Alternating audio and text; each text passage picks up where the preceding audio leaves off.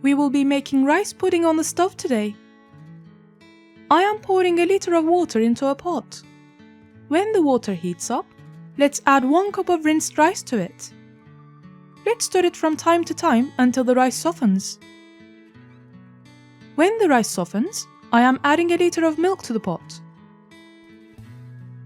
After adding a tablespoon of wheat starch to it, I will be stirring it until it dissolves.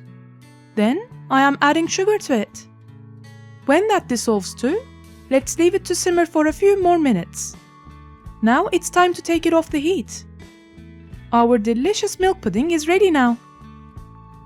Let's now transfer it to bowls and wait for them to cool down.